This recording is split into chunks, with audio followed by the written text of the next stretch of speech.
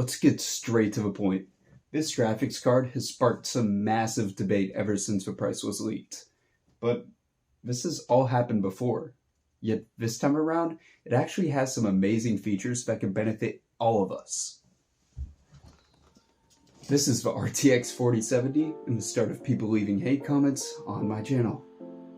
On paper, the differences are actually quite strange between the 3070 and the 4070, starting off with the processing. In the 4070, we have a 5nm process compared to the 8nm, so we should have more power efficiency, which is great.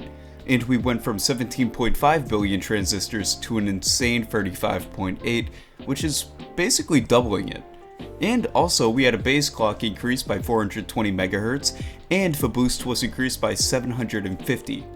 But the memory frequency went down, as well as the bus, going from 256 to 192-bit. However, it has 4GB more VRAM than its predecessor, and a larger bandwidth and amount of cache. So even with a lower memory clock, it still will perform much better with the extra VRAM on newer AAA titles that use it up without crashing. Oh, and I almost forgot to mention it draws less wattage too at 200 watts, but none of that matters since it's being compared to a 3080. Although it doesn't share the same victories through raw power, sometimes losing by a few percent at most against a 3080 or previous generation AMD cards on the higher end, DLSS3 and frame generation more than make up for it, sometimes doubling FPS when using ray tracing or high settings in certain applications with almost no perceptible latency increase when you turn on reflex, absolutely shredding the concept of getting a 3080 instead. That's a big sometimes though. Just as with the introduction of RTX, frame generation is far from being used in every game, but its integration is a lot more consistent and useful than RTX anyways, so I see it being pushed into a ton of, if not all, upcoming AAA titles or graphically intensive games. Another feature that I will speak more on in future videos is AV1 encoding, which I didn't expect to love as much as I do now. Now for future reference, all comparison benchmarks I'm getting to the 3070 since I don't have one and I don't know how to benchmark yet are from Daniel Owens on YouTube, and I trust his numbers. He's a fantastic YouTuber who goes much more in depth and actually compared them amazingly. But one point that he did get to, for around 20% more money, you are easily getting around 30% more performance on average compared to the previous generation 70 card, and that's not counting inflation. Obviously, just as with most reviews, those are only on a handful of games that he was benchmarking, but they pretty much cover the whole spectrum.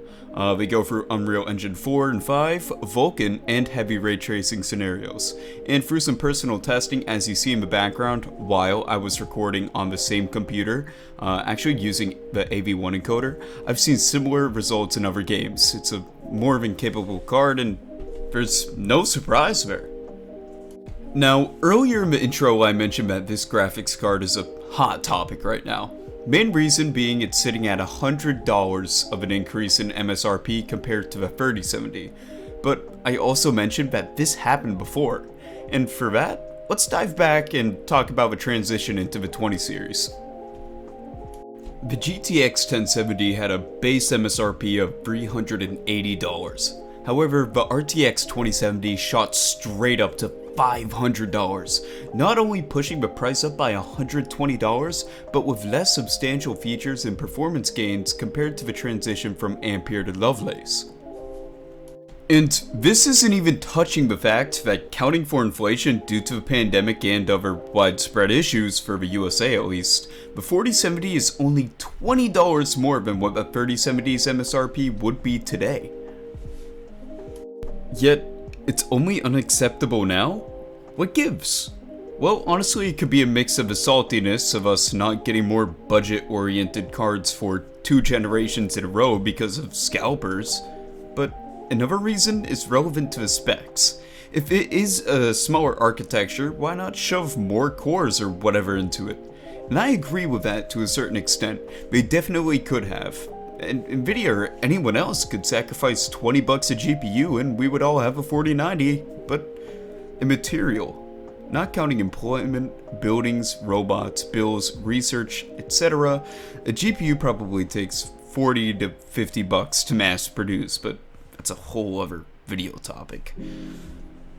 Speaking of which, you can subscribe right now and turn on notifications for more of my in-depth videos. I have some really helpful upcoming ones, and I'm sorry if this one seems all over the place, but I'm trying to pack as much details in as I can without it seeming rambled, and I've literally rewritten this script 12 times out of paranoia that I'll be hunted down by all of the Redditors, and I am tired.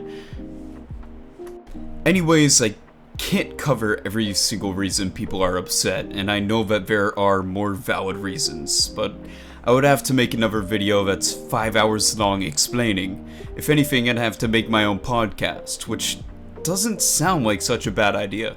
Maybe if I hit 100 subs, I'll start one up. I'll hold my word on that.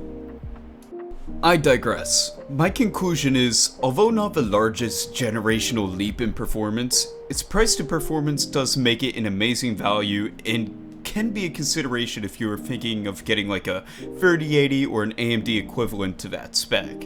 And with development of features like AV1 encoding, DLSS3 and frame generation, I for one, personally, am excited to see future cards even past this generation, and who knows, maybe by then I'll be in a position to test them all for you.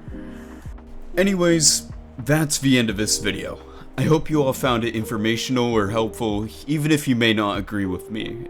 I love you all, and I hope you have a great day. Thank you for watching till the end, and peace.